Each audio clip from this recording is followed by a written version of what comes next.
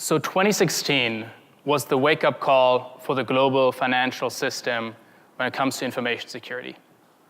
Some of you in the room may remember the headlines about the group of hackers that tried to steal $1 billion from the central bank of Bangladesh. These hackers ultimately succeeded at only stealing $81 million, partly because they made a typo in their wiring instructions. However, these hackers exposed a critical vulnerability in the SWIFT system, which is essentially the nervous system of the global financial system. And a few months after this incident happened, the concern grew because reports emerged that North Korea was to blame for this operation. The concern grew because it highlighted that in the last few years, we've seen not only ordinary criminals who've been targeting financial institutions for as long as the internet has been around, if you think of Citibank in 1994, right?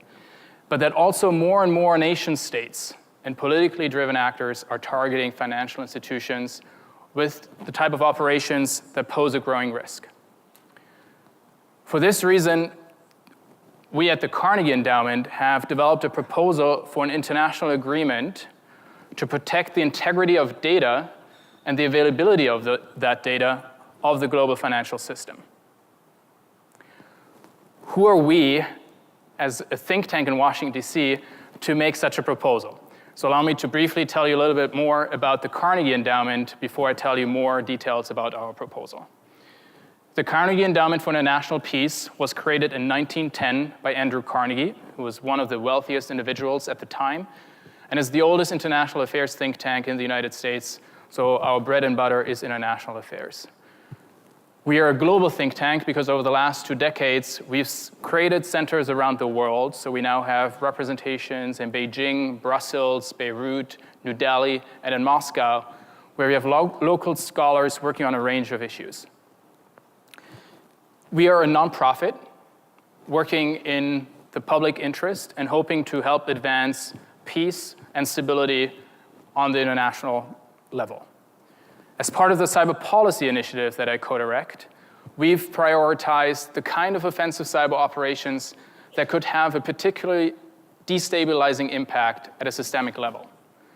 So the kind of hacking we are interested in is what kind of operations could be launched by a nation state or another threat actor that could either destabilize the internet as a network and as a standalone domain and infrastructure. What kind of operations could have a destabilizing impact on other critical infrastructure that we consider to be particularly important? And what kind of operations might have a destabilizing impact on the fabric of international relations? We are particularly focused on policy impact. So as a think tank, even though think tanks tend to publish a lot, we don't necessarily follow the adage of publish or perish, but we are focused on helping advance policy impact. So whether we publish some of our work will depend on whether we think it will actually help advance the objective that we are trying to reach. In this specific context of focusing on cybersecurity or information security in the context of the financial system, we are focusing specifically on the G20. This still begs the question, why did we focus on the global financial system?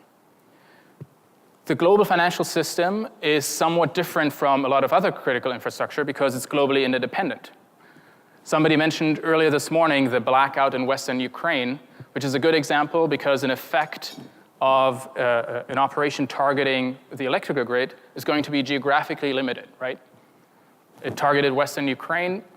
Maybe some neighboring countries might be affected, but you're not going to see the effect of the malware really cross oceans or continents. When it comes to the financial system, the blowback, there's a much bigger risk of blowback, both in terms of the first-order effects of the potential operation, as well as the second and third-order effects, which lead me to my second point, the importance of trust in the global financial sector. Because ultimately, the money that we have in our wallets and in our hands doesn't have any intrinsic value, right? We trust that in exchange for this paper, we get goods and services. So the financial sector is also different from most other critical infrastructure because of the importance of trust. In fact, I would argue the internet might be the only other type of infrastructure that's similar in its dynamic because it's also globally interdependent and because we rely on trust when it comes to certificates and so much else. And then The financial sector is somewhat unique because of the unexpected sources of contagion. So we know, if we look at conventional financial crises of the past few decades, that the sources of these crises often came from unexpected sources.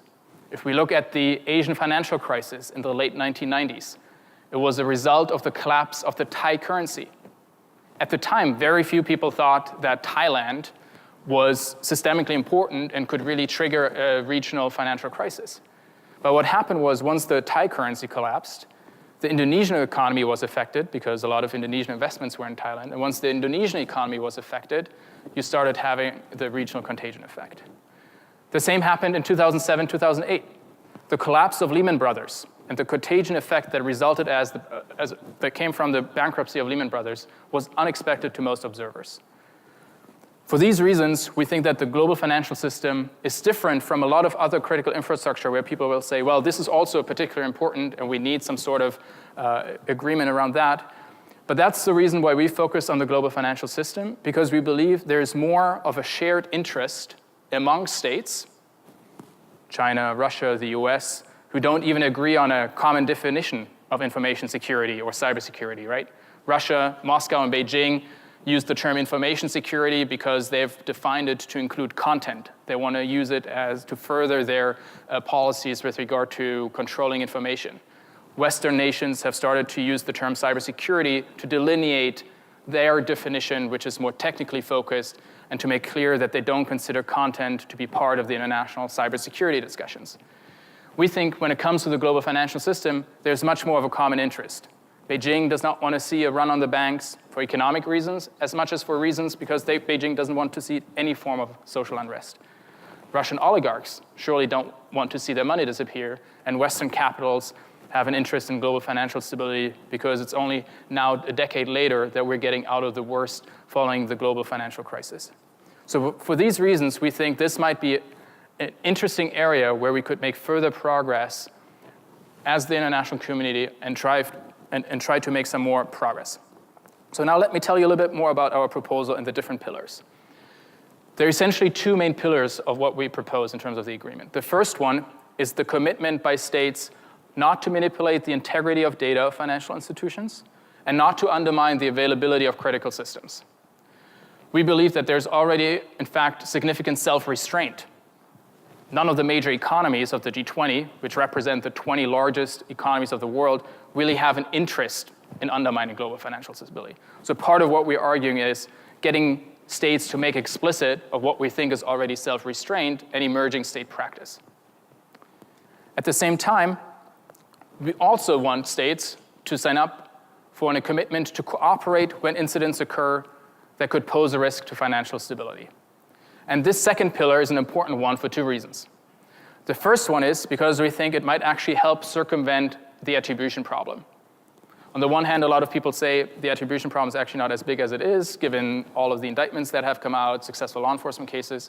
But I also see the argument of attribution remains very hard. The situation we find ourselves in today is that if state A is the victim of a malicious activity online, or one of the institutions is in that state A will go to state B and request assistance in either mitigating the incident or in the follow-up investigation.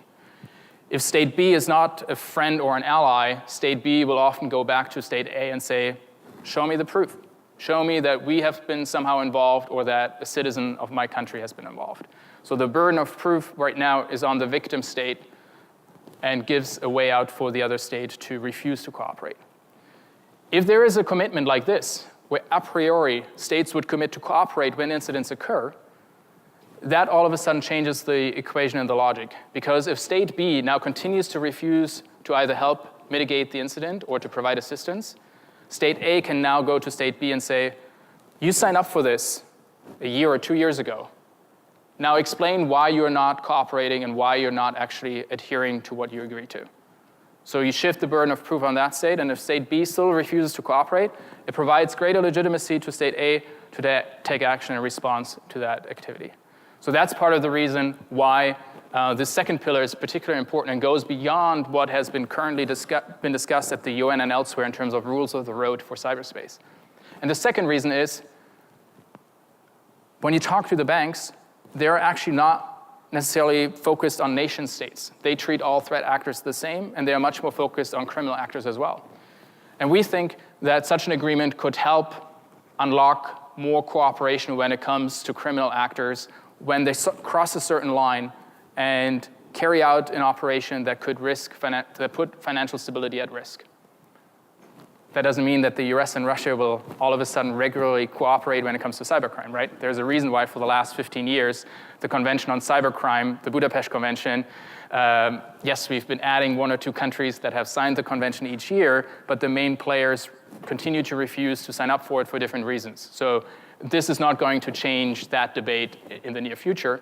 But you could imagine a scenario where if certain criminals where governments are turning a blind eye to what they're doing, are crossing a line and doing certain things that could actually pose a risk to financial stability, that in those instances, certain capitals might be willing to cooperate with countries they usually don't cooperate with. And then the logic would be over time, this helps build confidence and potentially paves the way for more discussions around this. And then third, we would expect states to commit not to use proxies. So they can't use proxies to circumvent the agreement. Now, this might sound like a tough nut to crack. The good news is 20 nations already agreed to this in 2015 through a group at the United Nations, including Russia, China, the US. So we would essentially be just saying, you already agreed to this. This should also apply in the context of this agreement.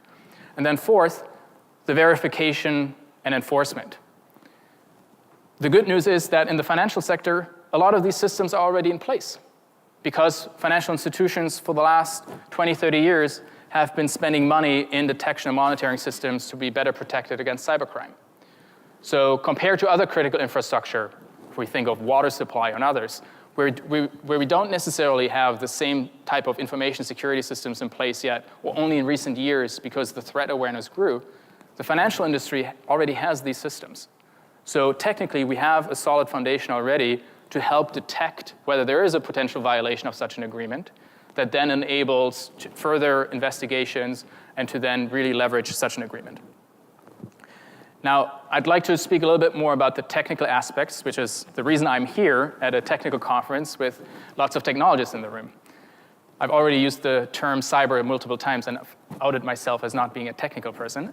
So let me briefly discuss the CIA triad and the definition of information security and why I've not talked about confidentiality of data. We've deliberately excluded confidentiality of data from the scope of the proposed agreement because we would essentially be asking states to sign up not to conduct intelligence operations. We would be asking states not to conduct espionage. Now, whether you think this ought to be the case or not, doesn't change the fact that including it in such a proposed agreement would significantly diminish the political feasibility of reaching such an agreement, right? You will either have states who will never sign on to such an agreement because they will say, no, we want to continue to conduct intelligence operations, or you will have governments sign up for the agreement but will not adhere to it or will not adhere to the part that pertains to the confidentiality of data, which would then undermine the other parts of the agreement that could actually be beneficial. So from the start, we've been focusing on the integrity of data because that's where, based on the conversations we've had, both with regard to governments and experts in industry, there's widespread consensus that's the most severe risk when it comes to financial stability because it gets to the core of the financial system and the risk in terms of erosion of confidence and trust. It's the low probability, high impact kind of scenario, but it remains the one that people are most concerned about in terms of the systemic potential impact, which is why we've made that the centerpiece. Availability has been the more complicating part of it. There are certain systems that are choke points and critical for the financial system so that if they're unavailable for a certain amount of time, it could have a systemic impact.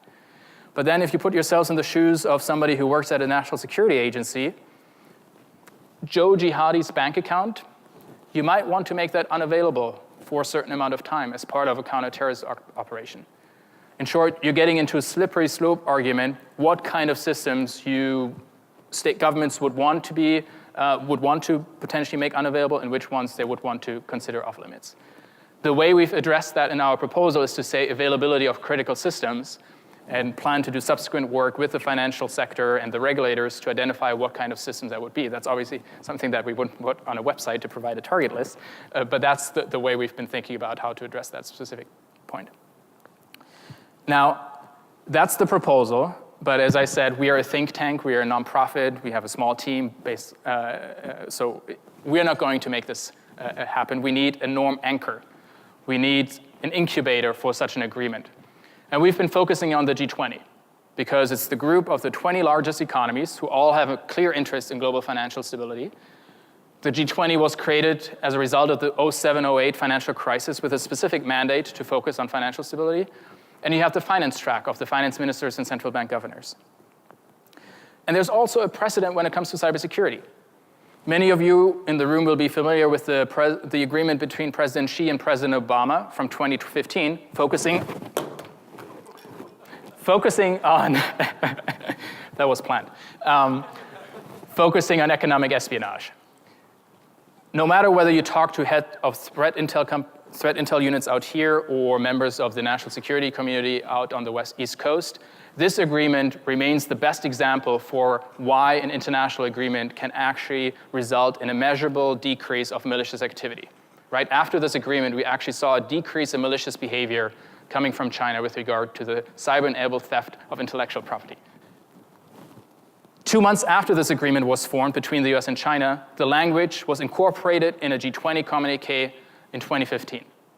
So this set the precedent for the G20 to also focus on cybersecurity and to become part of these efforts to create rules of the road for cyberspace.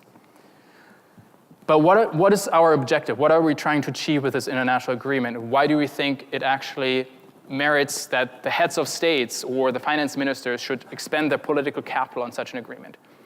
We think the benefit of such an agreement would be that it would send a clear signal to the North Koreas of the world that the international community considers financial stability or an operation that could risk financial stability to be off limits.